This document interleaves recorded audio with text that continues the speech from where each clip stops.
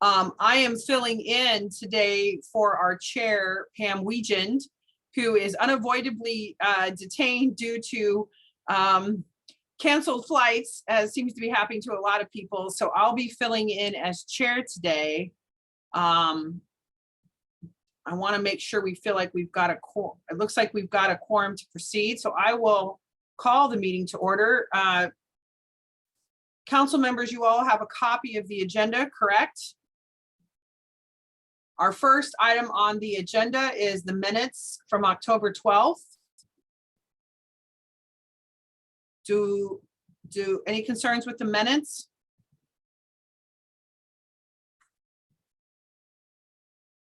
If not, Matt, can you remind me, do we vote on minutes? Somebody, if I don't know if we vote on minutes. I don't believe we vote on minutes. Okay, so we will accept those unless there are any concerns from the council. So moving right along, information on the criminal justice coordinating position. I will be glad to kick that off. The position is still open. We have begun some initial review of applicants, but we want to keep the position open while we continue with that process. I would be glad to answer any questions the commission might have or the council might have on the search. And obviously folks can contact me outside of the meeting if they have additional concerns. Any concerns or questions before we move forward? If not, I will turn it over to Dr. Jack McDivitt and Janice Awama with Northeastern that have been involved with us for the Northeastern Law Enforcement Contact Study. Can you hear us, Jack? And are you ready to lead us through your presentation? You're muted, Jack.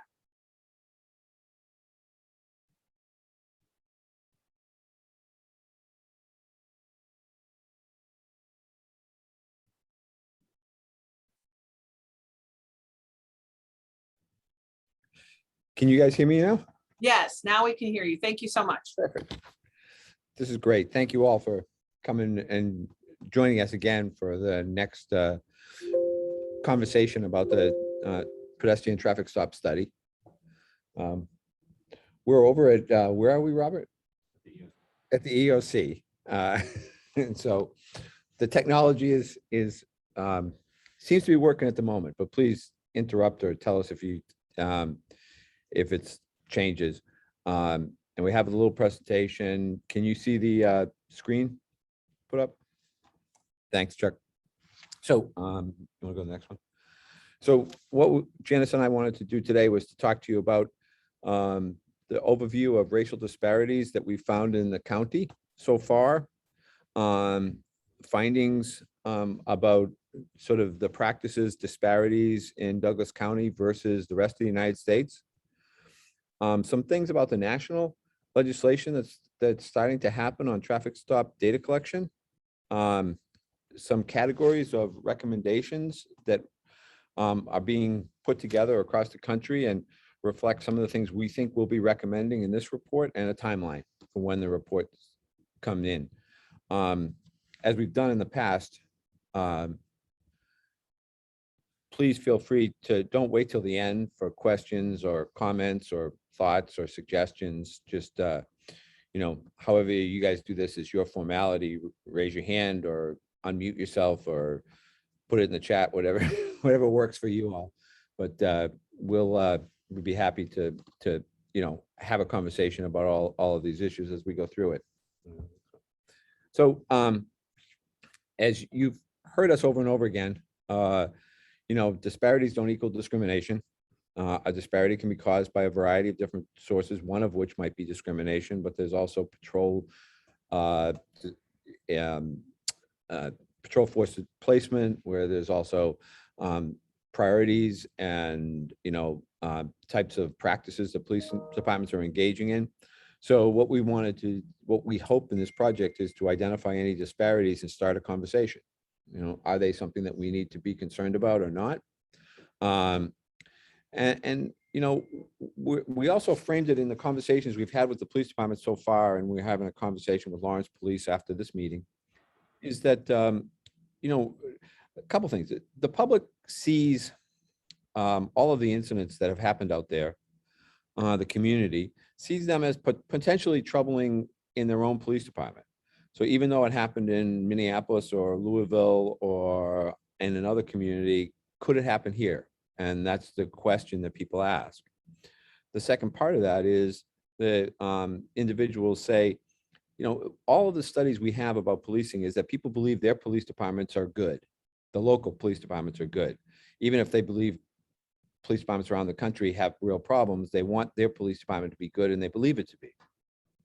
And so what we hope that these data will do is, demonstrate to the community that the departments are concerned about any racial disparities that might crop up, and that they're working, if they find any, to see if they're troubling, and thus, if they are, eliminate them. So that whole part of the conversation, so that we can go back to the community and say, we're concerned about it too, and we're looking for it in our organization and trying to find it and eliminate it if it's there.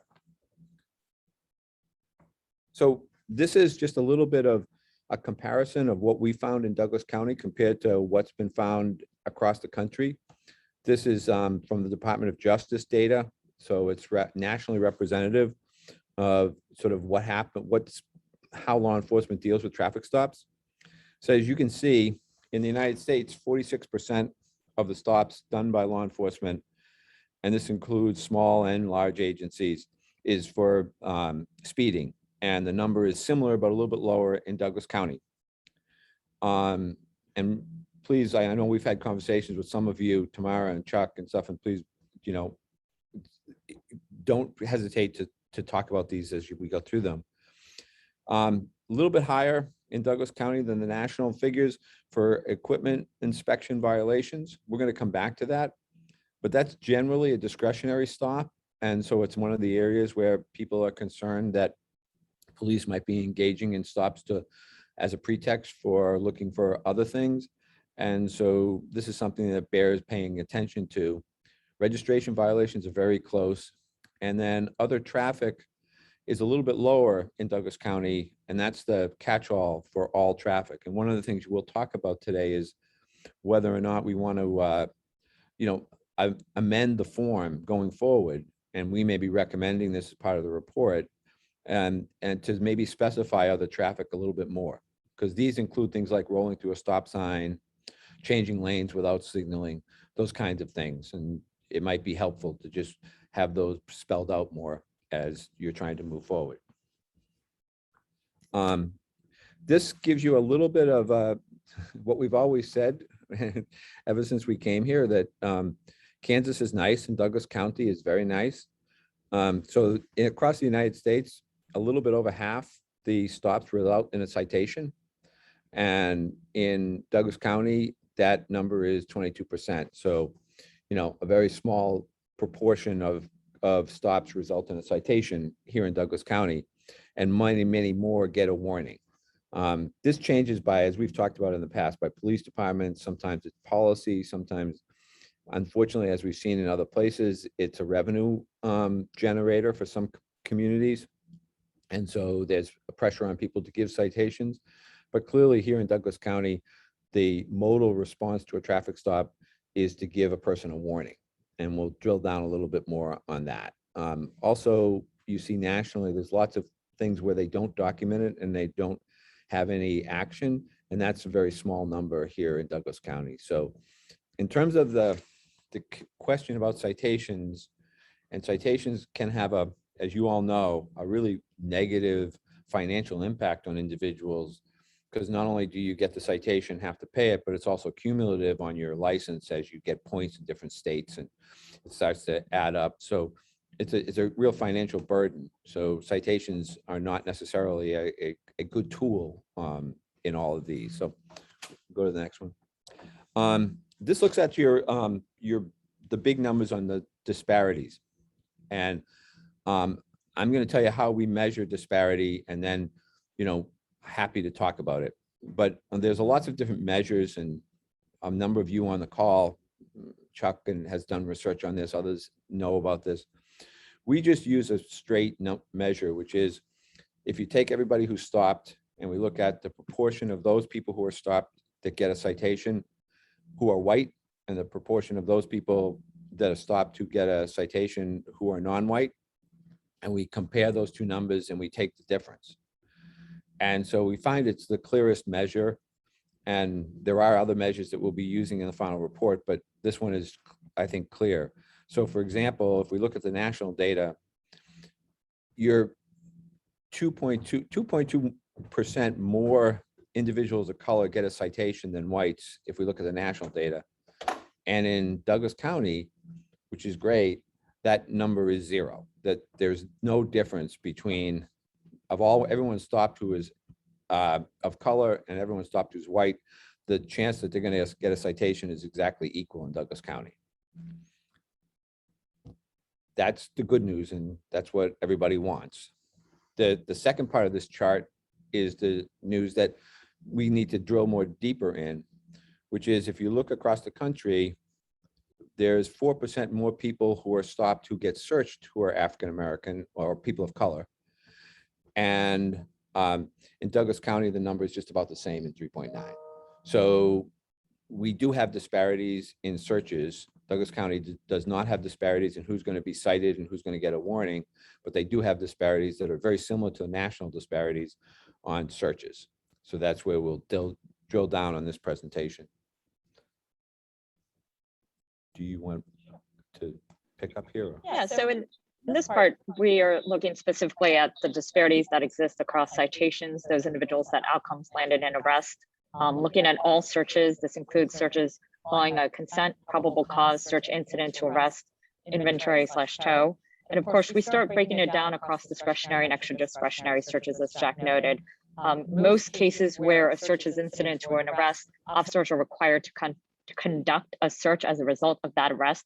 And so from our understanding is because these are considered non-discretionary, we go ahead and take those out in order to determine whether or not officers are conducting a search in cases where they have discretion whether or not to conduct that search. And of course, with extra discretionary searches, we're taking those searches that are following an inventory/tow and trying to determine, here are discretionary searches, here are searches where we're now taking one other variable out that could be viewed as discretionary, non-discretionary in order to determine whether or not there are disparities across individuals of color and those white individuals who are being searched at that time.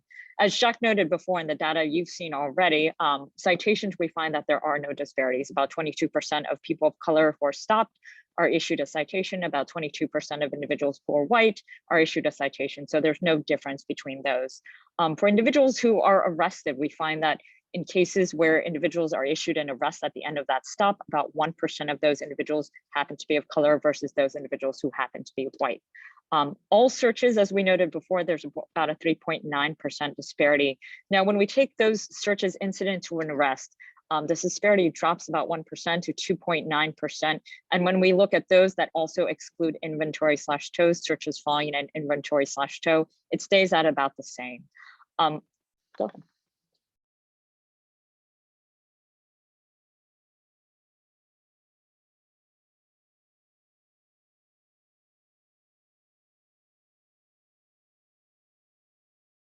Jack, you're muted. So just to try to make this as clear as it can be. So of all the stops, the way to read this chart is of all the stops that are down out there, 3.9% more people of color get searched than white folks. And then what Janice and I have done is to take, those are all stops, and try to drill down to just the discretionary stops. So what Janice was saying is that there are some stops that police officers have to do. So if they're going to arrest someone, they have to do a search. And if they're going to tow the car, they have to do an inventory search. So what those next two bars are is to take those two out of the equation. So all we're dealing with discretionary searches, and some of the disparity goes away, but not all of it. And you see that it goes down from 3.9 to 2.9, but you have 2.9% of the more people of color being searched than white folks being searched. So all it is a subset of the other one, but we take out all the ones that aren't discretionary and leave only discretionary searches. So looking at the data, one of the questions we've received is sort of trying to look at it over time. So we've explained the data, and here again, this data is being presented in a quarterly basis, so 3 months, right? So from January through March, April through June, July through September, and October through December. And of course, the data we currently are presenting is that through the end of September of 2021. So in looking carefully at the numbers, we see that for the most part, you can see that the numbers began to go up right during that COVID period. So that would be April, May, and June, when the peak of COVID, where we've seen greater disparities in the searches that were being conducted, and then the number drops back down. More recently, as we see the data by the end of the quarter of 2021, we see that number go up, particularly for cases where no contraband is found in all searches. These searches include both consent, probable cause searches, incident to arrest, inventory/tow. So they're inclusive of all of the searches that have been conducted. This provides us with an understanding of what exactly was going on. Now, we know from across the country, there have been huge disparities in terms of the treatment of people of color. And this is found across numerous other jurisdictions where we see this grow, particularly during the pandemic, partly of it due to economic inequalities and part of it related to racial inequalities that exist across America.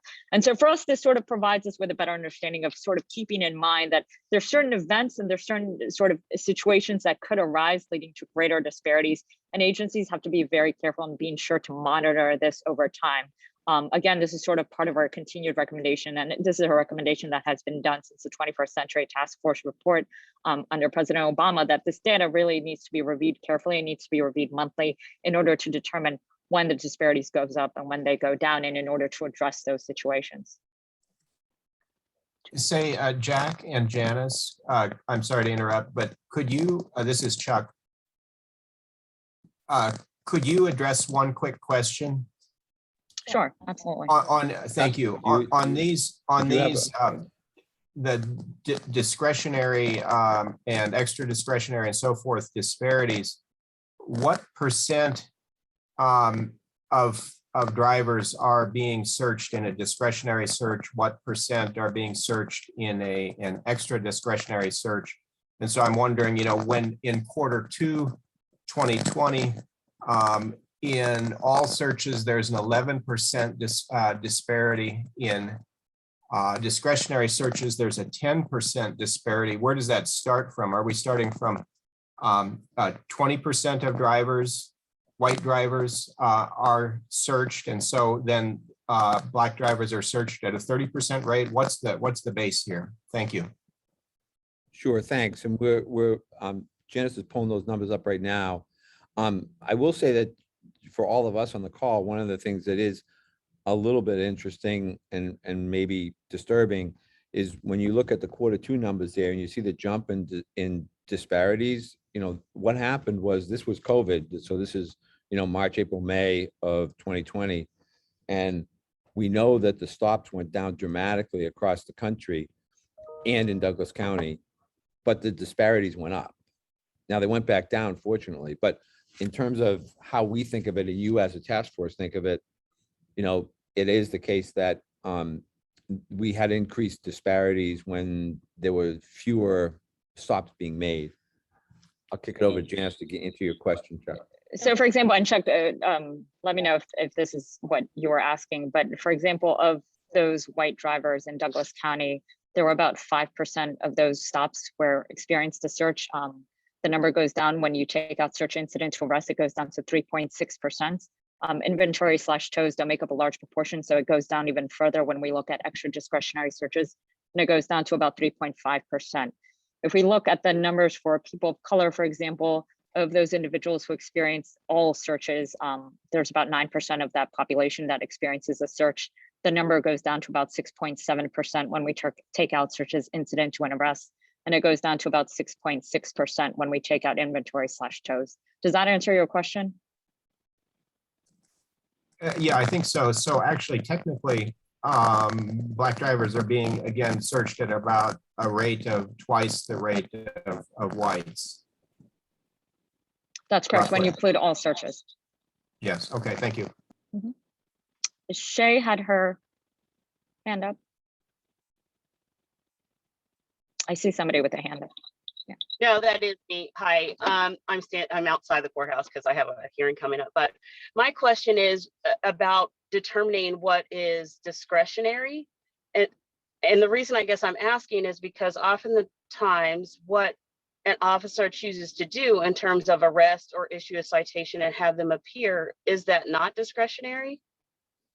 So when you say you take out searches incident to arrest, there's already a decision or a determination that's made before that in terms of what the officer is investigating as the crime and whether or not that's something that they think they should issue a citation for or that they should arrest them for. So I guess what I'm asking is when you determine, so you're saying anything that is the search incident to arrest, you automatically exclude it from the subsequent decisions. Well, absolutely. It's a great question and it's an important point. We present all the data for all searches and we try to take those out to see if that changes the racial disparity. But we'll continue to present it for both because you're right. The decision to arrest is not there's discretion in that decision as well. So we'll present it both ways. But the fact is that we tried to drill down to all of those searches that happened in incidents that were entirely discretionary.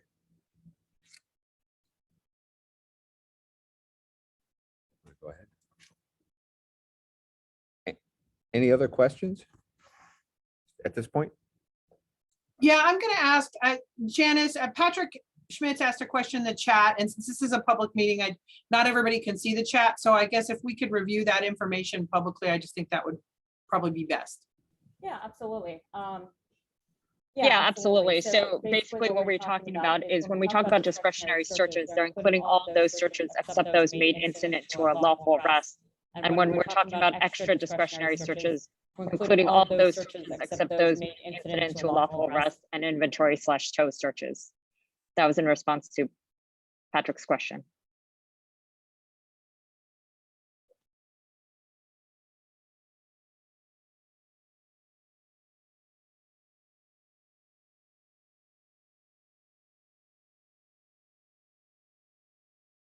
Sorry for the unmuting. Is there another way of saying delay. that makes more sense? So here we have the searches by daytime, nighttime.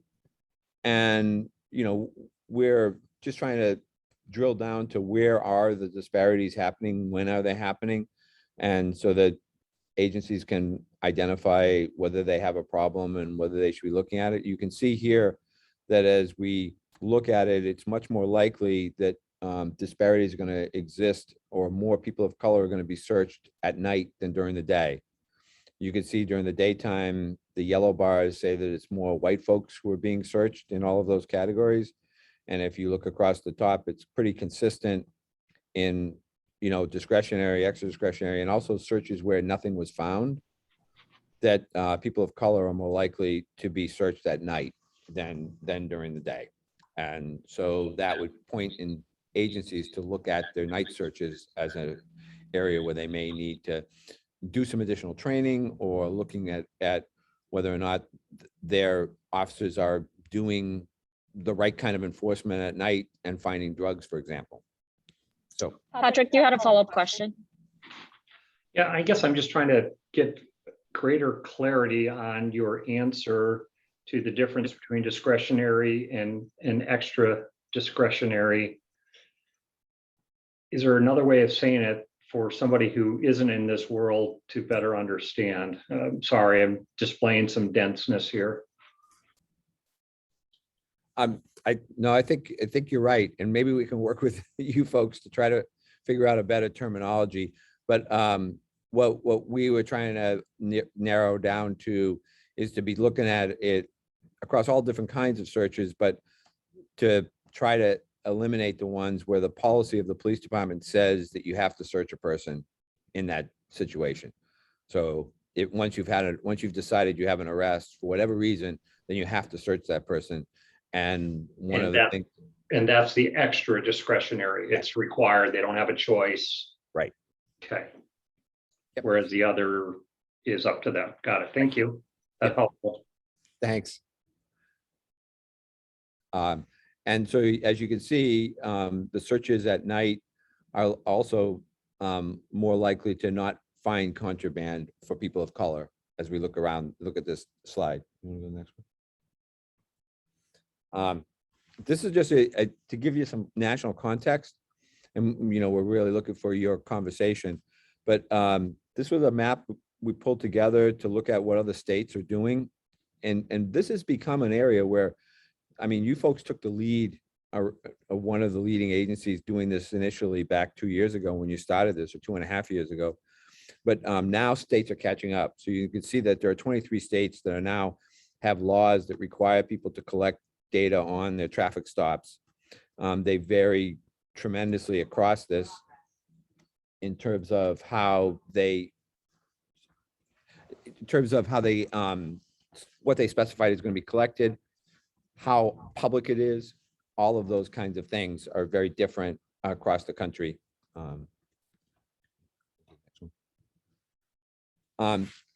Gives you just as your neighbor, Missouri, they specify there that age and gender and race has to be stopped, the location, the reason for the stop, whether a search was conducted. So very similar to what you folks are doing, duration of the search, whether contraband was found, whether any warning or citation was issued, and whether an arrest was made.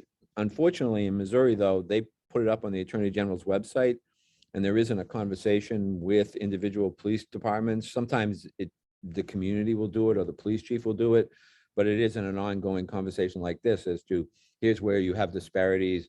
How do we work to try to reduce those disparities if they are ones of concern? So, you know, this is just one example of a neighbor state and how they do it. They don't take it as far as you're taking it. This, you can't read it. And we can, you know, we'll provide these slides and you can take a look at it. But one of the things that I think is one of the most exciting developments around the country is that some places are starting to share the data back in a dashboard form that's really open to the public, and they can drill down and find their own areas, their own communities. If you look on the left, this is Maryland. And if you look on the left, they have each of the police departments on the left, and then they have categories on the right as to what was the reason for the stop. And you can drill down and get little nice graphics about the disparities in different communities and disparities by different times of day or stops. And this is one of the things that we think is a best practice that Douglas County can consider as you move forward, as so that this can be shared with the community, be updated, and those kind that. There are a couple of other models, but we just wanted to show you this. It's a lot of data on a single page, but it is a case that you can find your own question being answered here if you'd like. Do you want to talk about these? So this is sort of where the nationwide recommendations have been aimed at. We've tried to narrow them down in similar sort of this idea of where really most of the United States is moving towards, particularly when we talk about traffic stops. Traffic stops are basically those everyday events when police officers are initiating an engagement with citizens. And so for our standpoint, we believe that a lot of these nationwide recommendations actually speak to some of the things that are being done or still have to be done in Douglas County. When we talk about communication, our hope is that Douglas County develops some type of model in order to share data and information, whether that is on traffic patterns, looking at practices and looking at policies that aim to reduce some of the disparities that take place and how those change over time. Several different places currently have an advisory board. The CJCC obviously plays a role in this part of examining and understanding what's going on in the study, but hopefully there's a smaller group of people or individuals who can engage in some of these discussions over time. When we talk about the data dashboard, the importance of that really is to highlight the transparency of agencies. Individuals all over the country are starting to look at different jurisdictions and how those compare to other places. It's important for us, and particularly for citizens and for residents, in order to be able to have access to that data. Data dashboards are that easy way of facilitating, as we provided you with an example, but not only sharing that information, obviously also providing that information in some type of concise manner, whether that's a quarterly report or an annual report. We do focus on monitoring. One of the things that we're able to do here, sort of working with you all together, is to monitor and try to determine whether or not there are any changes. Moving forward, our hope is that many other places are starting to monitor not only the agency as a whole, but also particularly officers, whether or not they're showing any racial disparities over time, providing that training to those particular officers who happen to illustrate whether or not they happen to be stopping individuals of color more so than others, providing citations more so than others. And of course, providing that training that also is geared specifically at that officer and at that agency that is most useful. A lot of the questions we've gotten is, how is the person treated during a traffic stop? That is a question we're unable to provide a response to in our report. We do not collect data on information on how citizens are treated during that encounter. It is a very important question to consider, and it is something that seriously is affecting numerous people. So that is something we would say that either in training, officers provide procedural justice training or de-escalation training, or in the other hand, trying to collect that data for future and to determine how those police-citizen interactions actually look like. And of course, policy review. Agencies, this is a good opportunity for agencies to start identifying what the policy and practice around traffic stops is. Agencies can really learn a lot from examining how effective some of those policies are at actually reducing crime, reducing traffic accidents in this particular case. And if it doesn't seem to have an impact, perhaps considering revising it. That is something that's very important. This is a national conversation that's been going on in terms of traffic policies, as so many other places are starting to revise and examine, particularly as changing leaderships continue to happen. This is something that should be at one of the top 5 conversations that we're having in the United States today. And our hope is that moving forward, Douglas County might consider having this as well with the 5 law enforcement agencies.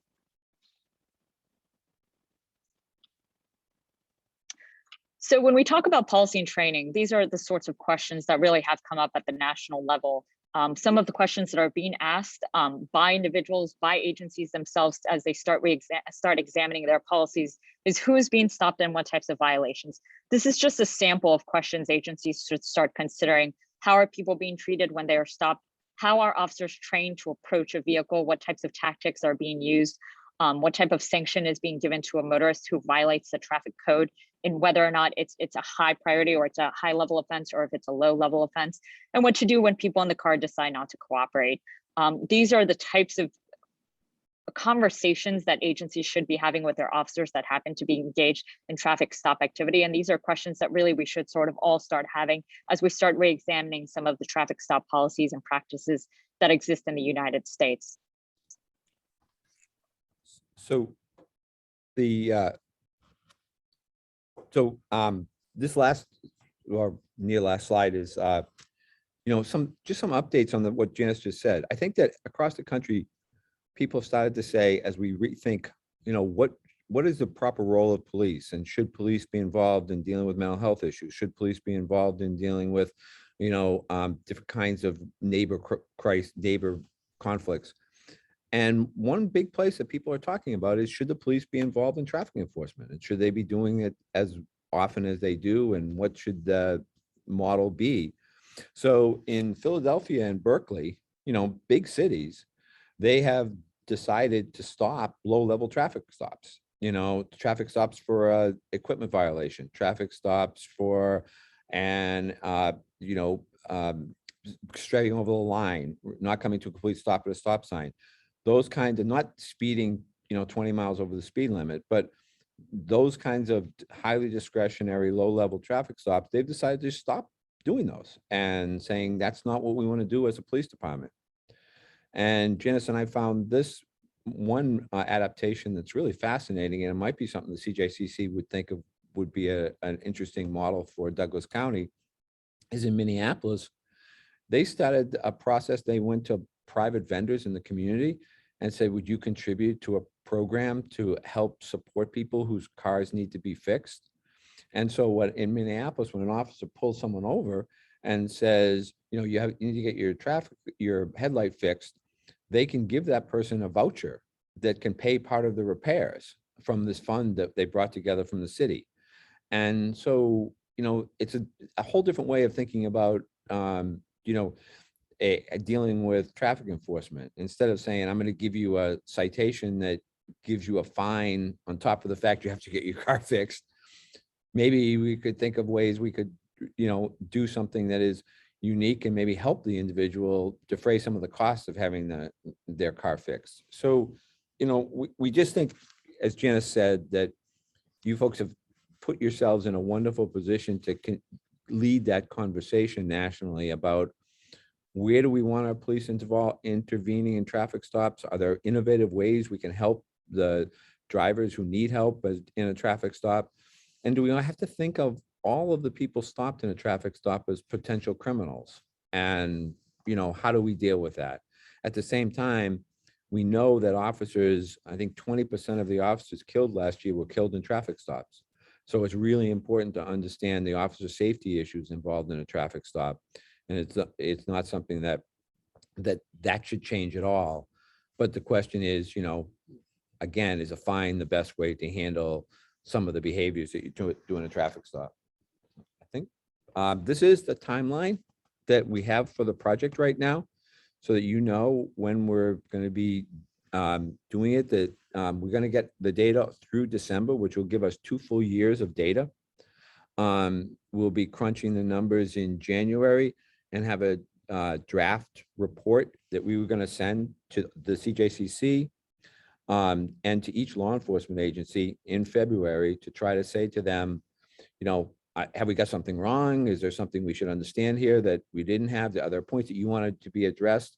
Now, obviously, it's our report and we're the authors, so we'll take all of those as recommendations and make decisions about what to put in the final report. And then come back in late February or March and meet with all of the police departments again, meet with the communities. I think we've had some wonderful public meetings. I'd love to do that again, meet with the CJCC and the subcommittee and get feedback on what we have so far, and then finalize it in April and have the report finalized with a set of recommendations, including all of the individual agency data in March or April. So that's sort of the timeline right now. Questions, comments, thoughts?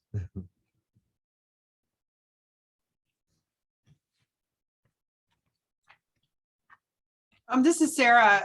I guess I was really curious about, the policies that you guys you're generally talking about. And I guess I was just interested in some feedback from the CJCC about your thoughts about data sharing and how we would continue to keep these conversations going involving data sharing collaboratively. Do we have existing structures and work groups that can do that?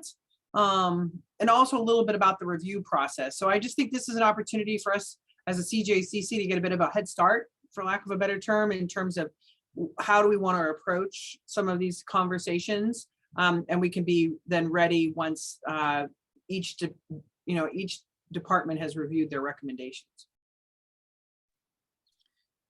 Well, I think as you think about sharing the data with the public, you must realize that most people in the community are not going to be able to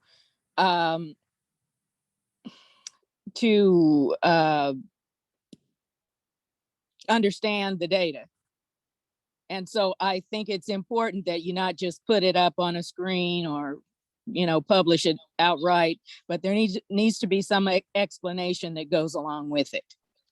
So I will say, and this is something we're happy to do, we're happy to share, there's been a lot of models. For example, the Stanford Policing Project has put out a model to better understand some of the data that's being collected. And they're actually one of those almost data banks that started pulling from different agencies based on the data that's available. They actually provide a nice little template that allows you to better understand that data. There's a few models that are already existing, and rather than recreating that, we're happy to share that to make sure, because to Tamara's point, I do think it's important for citizens to understand, to gain some awareness on what exactly is defined a traffic stop, what leads to a probable cause, what leads to a search, what do we mean by discretionary searches more so clearly, and how do we interpret that data, right? What are we aiming to, what is our goal?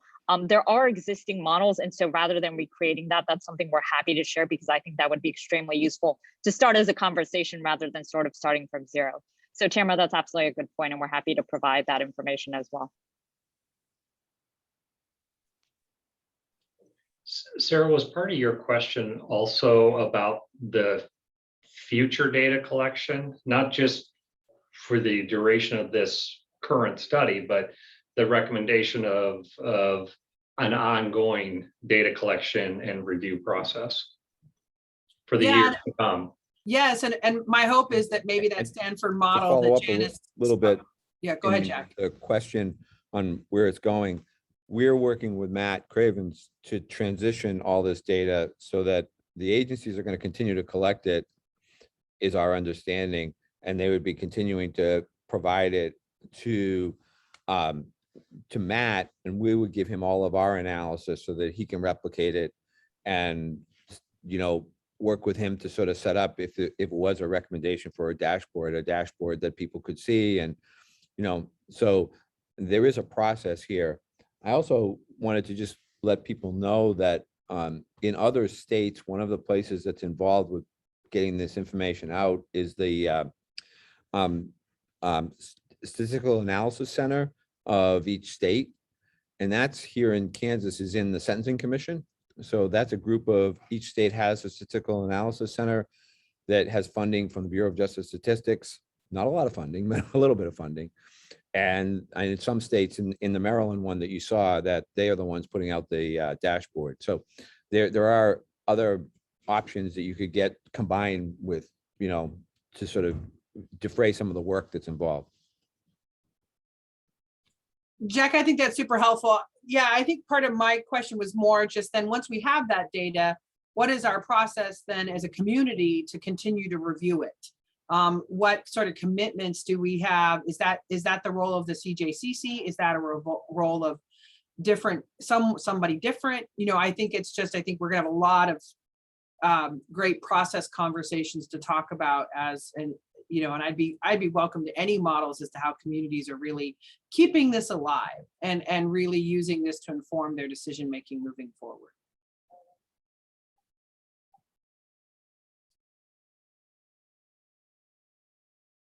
Bob, do you want to go ahead and?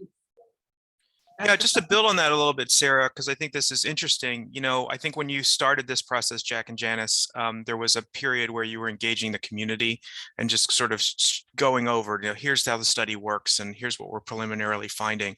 I think in terms of steps, not just to Tamara's point, not just posting something on a dashboard, which has tons of value, but actually engaging the community in understanding what this study, you know, has done, and having some community-based events that don't happen when CJCC meetings happen, you know, and the presentation is totally different. It's sort of understanding what's happening in Douglas County through the community members' lens, and some opportunity for some more dialogue.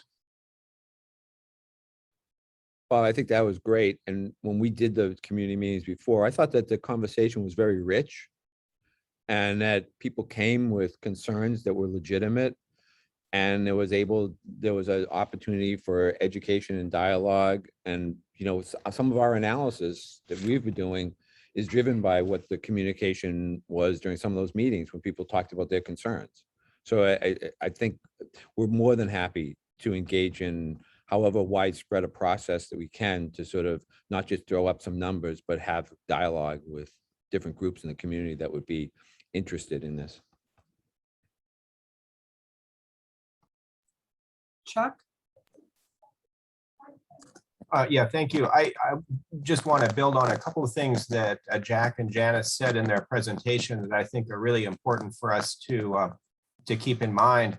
One of them is that I think, and this is echoing Bob's comments, it'll be really important going ahead that we have a broader public conversation about these data and the meaning and implications of them. And in summary, I think maybe at this point, the simple lesson is there's good news here, and there's also a bit of troubling news. The good news is that we're not seeing racial disparities in citation patterns, which is really, really important. And that's not often found in other places. It is sometimes, but that's good news for the agencies and the public in Douglas County. The more troubling news, of course, is the ongoing disparities in searches. And of course, Jack and Janice emphasized that. So it's important to have that public conversation and to have clarity and a meaningful back and forth between agencies and the public, and also the CJCC and the public on those broad issues. But the second is, I think, also equally important, and that is Jack and Janice both emphasized the importance of having pretty specialized conversations within the agencies themselves about how to respond to and address these disparities, how to understand them, what to do about them.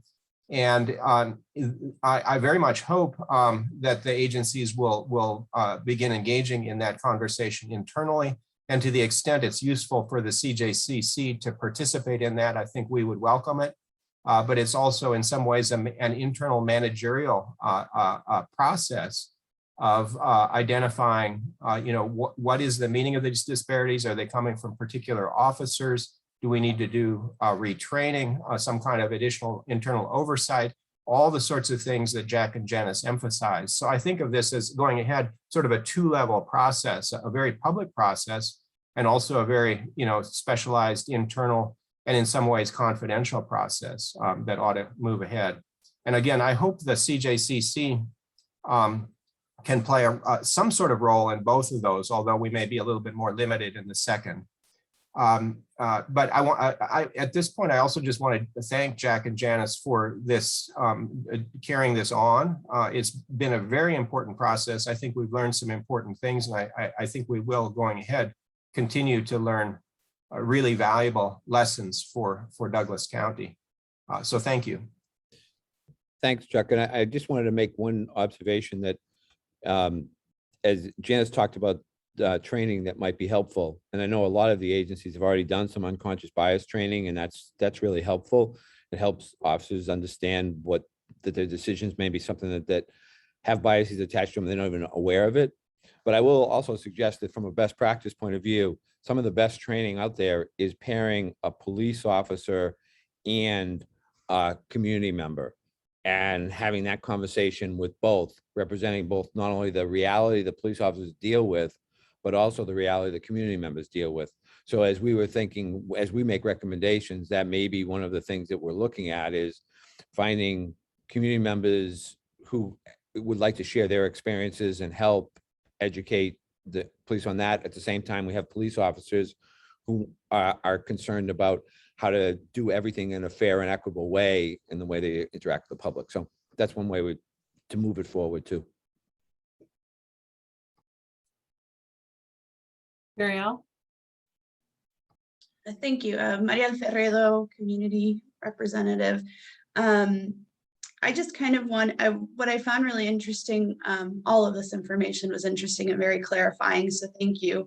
And I also think just to think about what Dr. Epp was saying was that it does, while provide some good clarification, and also bring some affirmation to a systematic racist problem that we are encountering with policing. And I think in the importance of community conversation, what I really appreciated about this presentation were the alternative solutions, were the ideas of moving towards things like vouchers for fixing vehicles and things that are moving away more from a punitive reaction to traffic stops and more of a community supportive way.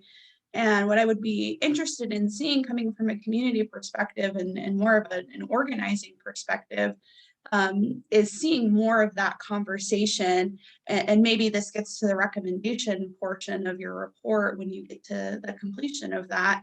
But communicating that to the community and saying, here are alternatives that we would really like to suggest and start working on. And I think shifting a lot of the control and power policing have, and that idea of punitive action and a traffic stop that does detrimentally hurt specifically marginalized individuals as far as financially, and then with the idea of searching and the traumatic effects of having your vehicle searched, because we're not just looking at the criminal aspect of it, but the trauma that is involved when having a police officer actually search the vehicle and also not finding anything. And that is just incredibly still alarming. And I don't want to, even though there are some good pieces in clarifying information that we're not being completely discriminatory in our policing, there is still that very, very real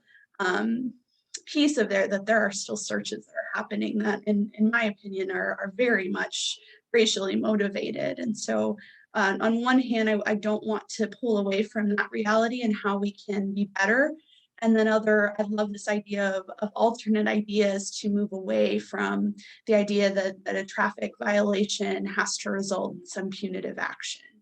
And so thank you for bringing those, and I would really appreciate, especially in the community discussion, seeing more of that. Thank you, Mariel. And just as a response, and one of the things that we're speaking with the agencies is that in every agency across the country, not only Douglas County, some police officers are very more effective in doing searches that produce contraband than others. And how can we sort of share those best practices among the agency? So one officer who gets contraband in 60, 70, 80% of the searches that they do could tell some officers getting it in 20 or 30% of the searches that they do, this is what you should be doing. Because as you say, those searches that are done and don't result in any contraband being found tend to cause a lot of anxiety among community members. So that is something that we're talking to the agencies about. Chuck? Yeah, thanks. If we have a moment, I wondered, Jack and Janice, could we go back to one of your slides? I am still curious about one pattern that you identified, and I don't know this goes a bit into the weeds, but I'm really curious what's going on. It's the slide breaking down search disparities by quarter over time.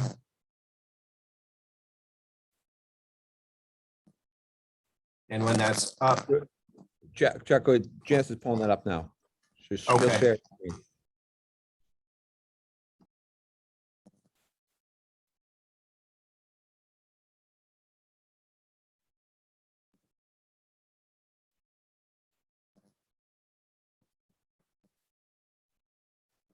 Chuck, Okay. is this the slide? Yeah, that's the one. Thank you very much. In quarter 2 of 2021, oh,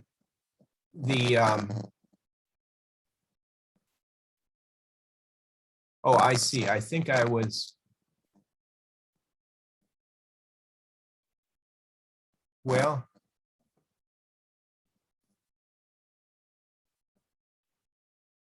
Okay, I think so. The disparity really is in the no contraband found category. It's grown in those, but the actual disparity in searches themselves has not grown. So this, yeah, I think I would need to think a little bit more about that pattern to actually ask a useful question. So that's there's some concern about the disparity in no contraband found, but in the context of sort of flat trend over time in discretionary searches, I'm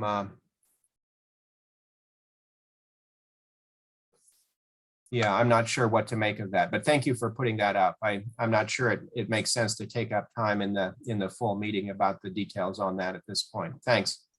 Yeah, Chuck, we'll be sure to share the slides, and we're happy to answer any questions later on. Sorry. Do we have any other comments before we move on? As to Janice our... was Oh, go ahead. saying, as Janice was saying, if any of the members of the CJCC want a follow-up conversation about any of this stuff, we're happy to have that, schedule that for either a subcommittee or an individual. Happy to do that.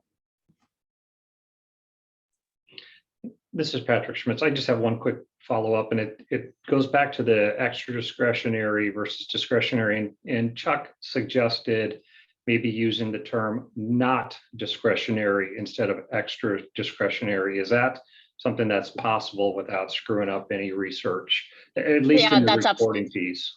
Yeah, that's absolutely fine, Patrick. We're happy to use the term that locally would best describe the situation. So yeah, absolutely. Just, when I do a lot of writing, and when I do it, I try to make sure I'm thinking of the audience and who's going to be reading it, and making sure that they're going to be able to connect with, and writing for one group versus what we want to do is share with the public. We might want to just be really mindful of the language and the terms we use, so that when they look at it, it just makes sense to them. That's really helpful from both of you. Thank you. Any other questions or feedback? Again, I want to thank Jack and Janice for their time coming back to us and all their continued to work in this process. And, you know, I also, you know, their offer to explain any additional information to CJCC members is really helpful. You know, I know, and they spent some time on the racial disparities work group conversation, and we had a really good, thoughtful conversation there about some questions that Tamara had raised.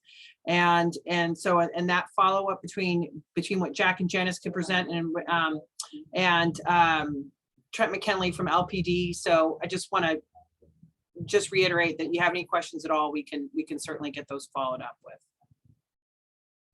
Okay, so if there's nothing else on that topic, we can move on to the next item on our agenda, which is taking the call. And I think I'm going to turn that over to Bob Tryansky and Sheriff Jay Armbrister to give us a little update on that project. I think I'm going to I think Sheriff Armbrister was planning to lead off, although his camera's off, so I'm going to make sure he's still on the call.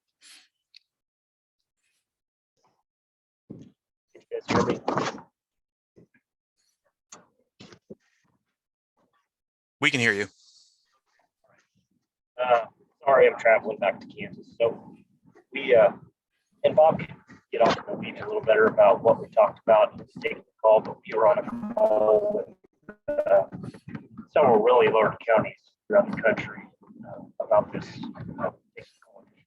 What we're doing here in Douglas County. And first thing I can tell you is that there's maybe one or two other counties in this country that are doing something even similar to what Bob and the coalitions have done as far as getting our behavioral health campus up and running. And fallout from that call has been the fact that I've had several emails from other counties in Arizona and California wanting to know way more about what it is we've got going and how they can implement their communities. So I'm the new guy to the table. I just happen to be the one that was on the call. The CJCC and the BHCC or the Behavioral Health Committee has just really done a lot of super heavy lifting on this.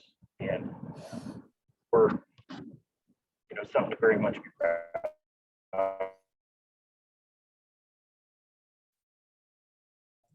So I'll let Bob talk a little bit more about what was learned. Looks like we might be losing you, Sheriff.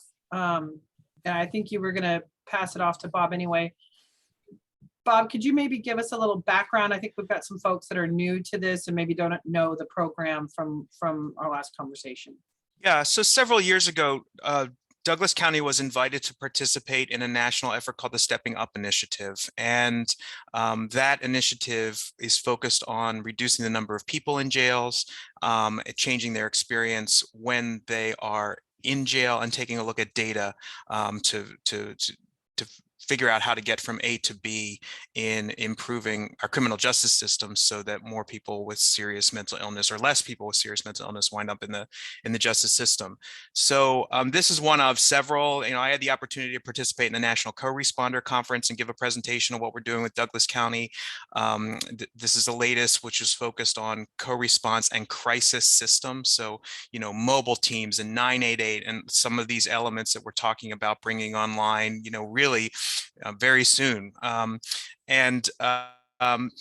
Sheriff Armbrister did a great job of telling the story of how we started with this idea, a very technical solution to, hey, we need to build a crisis center as an alternative to the ED and the jail. Essential component of a crisis system, but it's more than that. And it's more than that, as we have heard, and we continue to have conversations about, the need for supportive housing, the need for affordable housing. Housing is a key component. So what was I think interesting to some of the other players on the call was our approach and how it's evolved because of the shared leadership and the shared initiative between leaders in the behavioral health space, folks like Patrick Schmitz, CEO of Bert Nash, and Lori Alvarado and DECA, and all of our behavioral health partners, combined with trying to work together to really understand what's driving this sort of systemic institutional justice problem of too many people with serious mental illness and addiction issues wind up in the wrong place for the wrong reasons. it was interesting because I think a lot of the questions that we've had on the follow-up was, how do you do the housing? And so I think that the idea of the campus is starting to capture attention with some of the other partners that we are invited into these conversations now, because we are leading the way in a community of our size. Everybody and their brother, it seems, has taken a trip down to San Antonio to see what a crisis center is. And that's launched all kinds of conversations about, well, how do we have a crisis center? Because that seems to be the facility solution to this. But it's really a larger issue and question about how do we build that integrated system of care. And unfortunately, criminal justice is a part of that system of care. How do we build a system so that people don't rise up there? So what was, I think, interesting was affirmation that we are on the right track, curiosity about how a community of our size does this work, and then some more clarity around housing has to be a serious design component of what you're doing. Thanks, Bob. Any immediate questions about taking the call? I know there'll be more to come on how we continue to play a role in that. If there are no questions for Bob, I'll move right into the next topic, which is handle with care. And I think I'm turning this over to Chief Patrick or Bob to. Actually, I'm going to tee it up. Okay, great. I'm going to play my staff role of teeing this up and do my best. So the last time we met in person, I think, one of the things that we reported out from the behavioral health space was the work that we're doing around the community health plan, not just to improve our crisis system, but to get upstream and to prioritize prevention. So we've got three components to our strategic work here, three focus areas. One, prioritize prevention. Two, promote integration across the system of care. And three, improve access to care. There's been a lot of work in the prevention space led by DECA in convening a large coalition of stakeholders. And one of the initiatives in the strategic planning that's been happening is around an approach to partnering between policing and school districts to make sure that when a young person is involved in a traumatic incident involving adults, that the system, asks themselves the question, what can we do to prevent more trauma from happening, and to wrap around this young person in schools to make sure that we are having a trauma-informed, trauma-sensitive, trauma-responsive approach. So there's a program in West Virginia that we've been looking at, and Baldwin really took the lead in saying, hey, we want to pilot that and start that here. And just to tee Chief Patrick up, and to Tamara's point, when you're sharing with even the subject matter experts, sometimes you need Sesame Street for adults. So this is my attempt for Sesame Street at adults produced by West Virginia, because they're leading the way here and they're the model that we're following. This is just like 4 or 5 minutes about what Handle with Care is and how it works. And then Chief Patrick and Chief Lovett can share what we're doing in Baldwin and now Eudora to bring this journey forward. Hi, we're here today to talk to you about a program called Handle with Care. Handle with Care is a program about helping children succeed every day to the very best of their ability in and out of the classroom. Often, when law enforcement respond to a call, children are present. If that child meets the criteria for Child Protective Services victimization, you will make that mandated report. In West Virginia, you simply call the hotline at 1-800-352-6513 and press 1. But what about the rest of the kids that don't meet that threshold of victimization? The ones that are traumatized from witnessing the domestic violence, the drug deals, the assaults. Oftentimes, even your presence is enough to traumatize a child for fear they'll be taken away, or maybe their parents will be arrested. These are the children who are in school the next day without their homework, doing poorly on tests, withdrawn to the point where no one can get their attention, and acting out verbally and physically in the classroom. They are the children who get further and further behind in school, who end up skipping school, getting into trouble, and meeting one of you. These are the drug-endangered children of drug-endangered children, and the cycle continues. Handle with Care has a different approach to responding to these children. Handle with Care is a very simple 3-part program that can only happen when law enforcement initiates it. You are the caring adult who puts the process into motion. Handle with Care provides the school or child care agency with a heads up from law enforcement when a child has been identified at the scene of a traumatic event. It could be a meth lab explosion, a domestic violence situation, a shooting in the neighborhood, witnessing a malicious wounding, a drug raid at the home. Police are trained to identify children at the scene, find out where they go to school or daycare, and send the school or agency a confidential notice that simply says, handle this child with care. That's it. No other details are given. It's very simple and easy on law enforcement. You can send the notice by email, text, fax, or through 911, whatever works best in your community. In addition to providing notices, officers also build positive relationships with students. By interacting on a regular basis, they visit the classroom, stop by for lunch, and simply chat with the students to help promote positive relationships and perceptions of officers. When the notice arrives at the school, it arrives at the school before the start of the next school day. It is on a need-to-know basis only. It does not stay in the child's permanent record. It includes child care serving agencies. School internal handle with care notices are very beneficial, and it does not mean that you approach the child. So what happens when the notice hits the school? Teachers and all staff are being trained on the impact of trauma on learning and incorporating many interventions to mitigate the negative impact of trauma for identified students, including sending students to the clinic to rest when a handle with care notice has been received and the child is having trouble staying awake or focusing, reteaching lessons, postponing testing, small group counseling by school counselors, and referrals to counseling, social services, and advocacy programs. The school has also implemented many school-wide interventions to help create a trauma-sensitive school, such as greeters at the door to welcome the children, pairing students with an adult mentor in the school, utilizing a therapy dog, or thumbs up and thumbs down to indicate if a student is having a good day or a bad day. This is a whole school approach and includes all school staff. Who is the first school employee the child usually sees in the morning? It's the bus driver.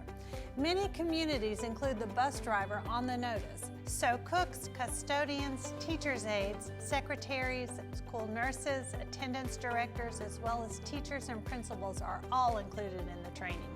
Counseling services on site at the school is the third component to the handle with care.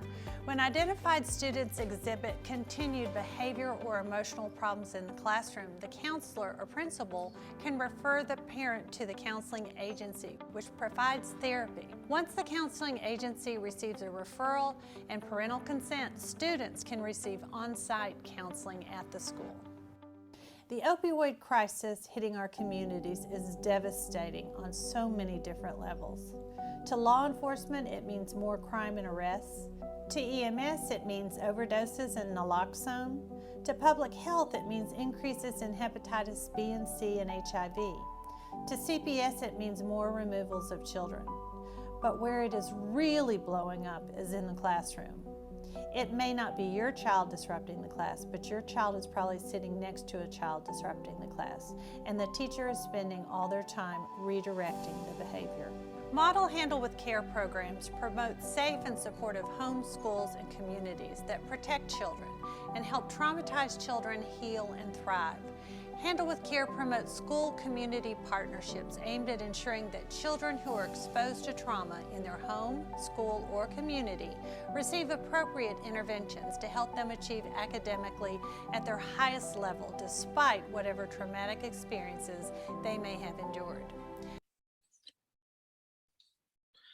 So I think that does a nice job of just giving you an overview, not only of the concept, but the practice, right? So it's a simple idea at a high level. Trauma happens, there's a notification that goes to the school district that says handle Johnny or Keisha or Vivek with care. There's not a lot of detail in terms of what happened, but it's just a heads up to everybody that's connected to that young person that they may need additional follow-up. And then at the system level, it's sort of, well, what is the workflow for that? And I think it's been, I think we've all been learning that it's much more than just saying we're going to do this program. There's some work to be done, and DEC has been really helpful, I think, in working with law enforcement and with the school district to figure out and smooth out kind of exactly what that process is. So Chief Patrick was going to just share a little bit about what the experience has been like in Baldwin, and we'll give Chief Lovett a moment or two as they look forward to bringing this to Eudora. Oh, hi, everyone. This is Mike Patrick over in Baldwin City. That video we just watched really sums it up very nicely. But how I can tell you, over a year and a half ago, we started this conversation in that meeting at DECA. And Paul Dorothy, who is our school superintendent, and I were sitting close to each other during that conversation. And it was an easy yes for both of us to say that we wanted to do this program. It's something that I actually thought we were doing a fairly decent job of anyway. But once we said yes to it and really started to be intentional about it, we kind of found out we weren't doing as good a job as we thought we were as of making those contacts directly with the school. And what I require of my officers is I require a face-to-face or a voice-to-voice contact. I don't like the email system. We were very cognizant about having something in someone's record about that, and we didn't want a paper trail of that, but we wanted to be intentional of face-to-face or voice-to-voice, and I think that creates the relationships that need to be there between the police department and the schools when it relates to the best care for the child. And doing that, we became more intentional about what would happen at night. And we have always erred on, we try to use the buzz phrase, handle with care, when we make that contact, so that the people at the school know that's what this context is about. And we usually err a little bit on providing more information than we probably should, because we think it's important for the school to know exactly what they're dealing with an individual child. And it can be something as simple as we're at somebody's house at 2:30 in the morning and the children are awake because of why we're there. And we know that the next day they're going to be tired when they're at school. And if a child is having a behavior issue at class that day, a lot of times if we were not to make that contact, the teacher would have absolutely no idea why the child is acting uncharacteristic of how they are normally. So it really has been a huge benefit to us. It's gotten us to the schools more often, and those relationships are building and the trust is there about what we're trying to do. And I think it's been a huge benefit to both the school and us. There's a new superintendent in Eudora, Stu Mickle, and Stu was just really enthusiastic. I think the first conversation that Sarah and Commissioner Reed and I had with him to say, how do we do this in Eudora? And I know Chief Lovett has been sort of saying, yeah, yes, it's an easy yes for some time, but now we've got that partnership together. And I think this is just an example of how this collaborative convening, strategic convening can be helpful. Sheriff Armbruster kind of pulled all 5 of us, 6 of us together and said, what's the next step here and how can the Sheriff's Department play a role? So Chief Lovett, you want to share what's going on in Eudora with this? Yeah, thank you. We just, I think learned about this 2 or 3 weeks ago at a meeting, and so Mike's much more of an expert than I am, but the easiest thing to do right away was make sure those lines of communication between the police officers and the school were there, and what route we wanted to take to share this information. We're very fortunate in Eudora to have 2 school resource officers at our school, so they're there so often that those communications have been very good. But it's just something I came away from that meeting being able to emphasize even more, because you just don't want, that one child to kind of slip through the cracks that could easily have been avoided. So we've really stressed those lines in the last few weeks, and look forward to doing more with the program. Yeah, and obviously Superintendent Lewis in where do I live? Lawrence is also extremely supportive, and Lawrence Police Department also very interested in this. We think that there'll be opportunity, increasing levels of complexity the larger you get. And so the agreement we've kind of had from the beginning is, hey, let's take this one step at a time so we do the best job we can and learn from each other. But I think it's that point that Mariel was raising also earlier. It's proportionally number of traffic stops might be aligned, but anytime you have one person who's stopped for the wrong reason and there's interaction that is unfortunate, it's wrong. That's kind of a spirit of all we're doing, right? Zero suicide. One person who dies in our community from suicide is one too many. It's impossible probably to eliminate suicide, but why don't we strive for zero? Built for zero. In our homelessness system, same thing. We want to help we want to reduce our chronic homeless population to zero. And if a young person is involved with trauma that's attached to an adult, why wouldn't we do everything that we can to make sure that that young person is handled with care and has the caring adults in their life that can fill the gaps that might be going on with a parent or family member. Thanks, Bob and Chief Patrick and Chief Levitt for giving us an update on the program. I do want to say I really appreciate willingness of law enforcement to stay engaged with this work, and hope as we continue to implement this in Eudora and in Lawrence that we do think about data. You know, this group loves to talk about data. And so how are we tracking, you know, these contacts? And I think that will be informative to processes in terms of how many young people are impacted in this way. And how do we put the focus on young people? As opposed to necessarily, you know, or focus at that level of the system. So I just encourage us to be thinking about how to track data in that regard. Patrick, you had a question? Yeah, and I think, I mean, it kind of follows well with what you were saying about the data. And I guess I wonder, do we have any data that says of calls, how many actually do involve children? And so instead of it kind of being a neat program, I mean, what are the numbers that this is truly impacting? And I've been aware of this program for quite some time, thanks to Bob, but I tell you what, that video really just hit home with me of how powerful this really can be for our youth and their families and the school systems who struggle without knowledge about something that might be impacting that child. So the whole trauma focused approach is really meaningful. Yeah, just one other thing. Again, if you think of where our system is today, it's less worser. It needs to be more better. But where were we 3 years ago? This program didn't exist. And where were we 3 years ago?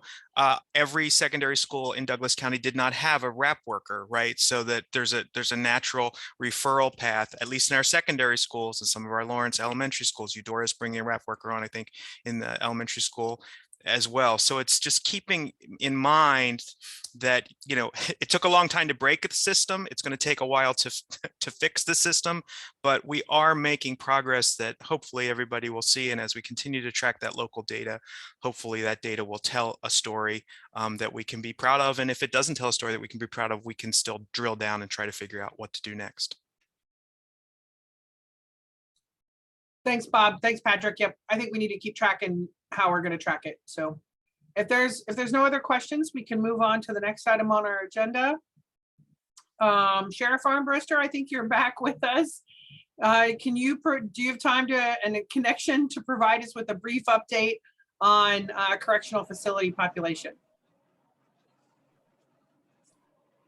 Yeah. Okay. Can you hear me? All right. So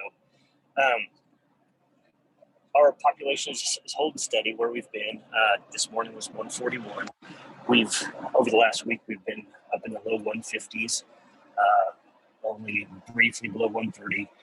And another thing that I want to start talking about, and I don't have the numbers this week, but I will next month, is, and as many of you saw, there was an article about the Larned State Hospital and how many people that remain in custody in our facility, waiting for the state to do something. And so I'm going to start providing those numbers as well, because these folks, you know, we've got, I think, 8 right now or something, and they take up a huge amount of resources for our community while we wait on the state. So try to provide a bit more of a snapshot of what the actual makeup of our jail population is for folks. And I do want to clarify one thing. And I had a great conversation a week or two ago with some community members, and I was pushed about the use of my term, the new normal, as far as the jail population. And I've used it before. I think that, you know, where we're at right now, as far as the 130, 140 number, is kind of the new normal. But I don't mean that as a number per se. I mean it more as the makeup of our current jail population. Whereas we have fewer people, but we have all the people that we do have are very difficult inmates, and they've proven that they can't be out of jail for the most part. So that's why they're still there. and they take a lot of resources. They can be very difficult to house safely. So that's why I'm actually, on the agenda this week for the county commission to go out in front of them and talk about some plans that I have as far as reallocating, reusing some spaces within the facility to make our functional capacity meet our actual capacity. So I welcome any questions, any conversations. And again, I'll restate it. What I said last meeting is that I want names, I want emails, I want groups, I want individuals, I want anybody who would love to talk and have some input on what I should be doing or looking at when it comes to these reallocation spaces.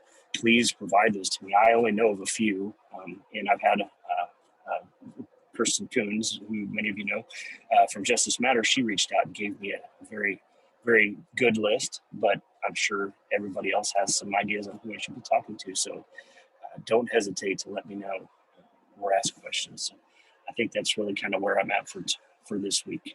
I'll field any questions if you have. Suzanne?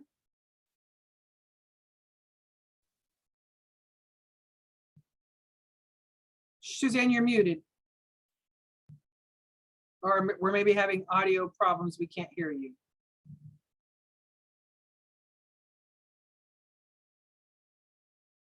All right, maybe we can come back to you. Does anybody else have any questions for the sheriff?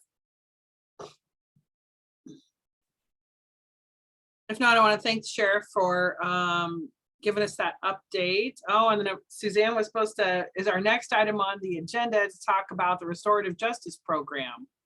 We're having some audio problems. Well, let's just give a minute.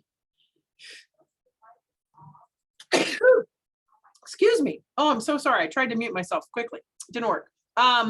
Let's give her just a minute here to see if we can get this turned on.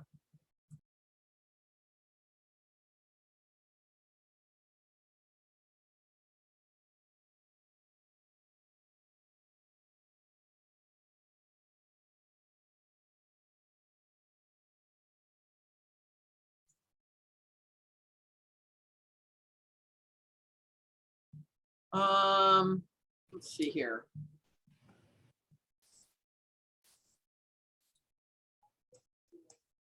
You try it now, Suzanne. It looks like we're getting a little bit of feedback. Okay, why don't Can you hear me? Yes, great. Thank you so much. Okay, sorry, yeah, I'm not sure what's going on, but Josh ran over. He and Dorothy are in their own offices, and okay, so real quick on what the sheriff talked about, I just want to say that the makeup of the population, again, we're watching it weekly. Those that are in jail are there for, there's serious public safety concerns that we have with those individuals. So I just want to point that out, that we're watching, we're trying to do what we can on that end. But anyway, I just wanted to give that perspective. Yeah, so I wanted to talk, speaking of alternatives to the criminal justice system and our young people, and kind of reducing our goal to reduce our criminal justice imprint. We are working on trying to get our restorative justice program started.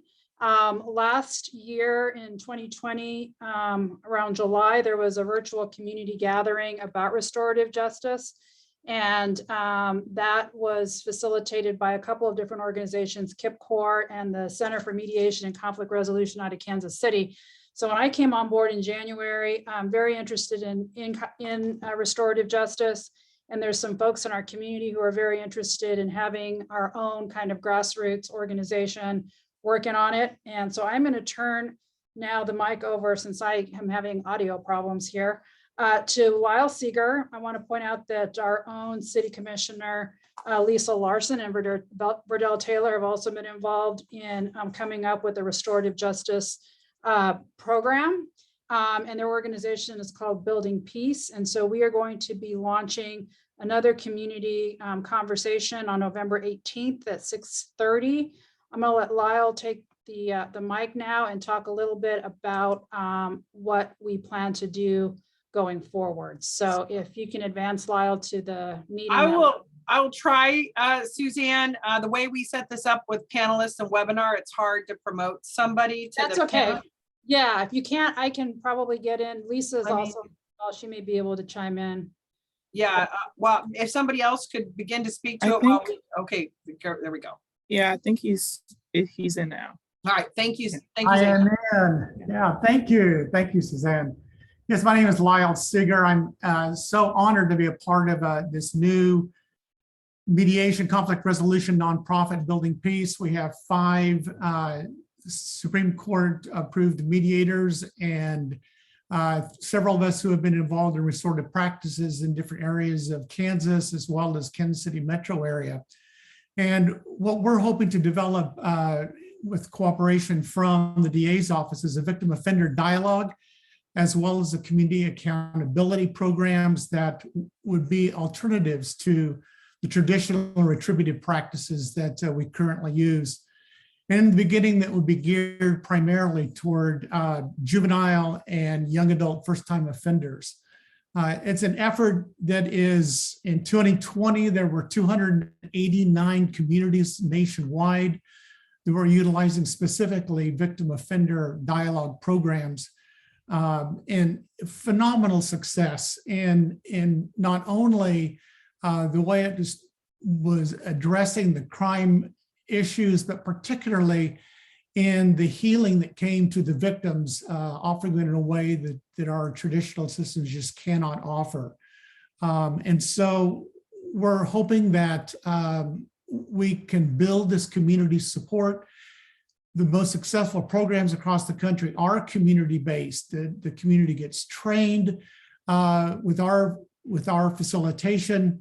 They buy into this whole program, and it becomes an effort where everybody is seen in the community as being stakeholders, and not just the victim, and not just trying to help the offender find a different path to take. And so we're looking forward on the 18th of November to help continue to build this program. We had over 100 that participated in July 2020, and wanting to build on that to train and facilitate this new program. And so we're very excited and looking forward to the opportunity of working with the DA's office on this. Thanks, Lyle. Suzanne, thank you for bringing this to the attention of the CJCC. Just also, the County Commission will have a work session on this topic tomorrow, Wednesday at 4 o'clock, if you want to dial in and hear a little bit more about the program then. We are getting short on time, so if I want to move on to if there's any public comments for our meeting today, and then I am not seeing anyone raising their hands online for public comments. So I do want to remind the group, we have said that we would take December off from meeting monthly, and so we will be back with CJCC meetings in 2022. So I will be working with Zaina and Matt to get those dates out to everyone and those links and holding those times on your calendars. If the council has nothing else in front of it, I really appreciate everyone's time today and appreciate your continued support and contributions to this process. And thanks, and have a great afternoon. We're adjourned.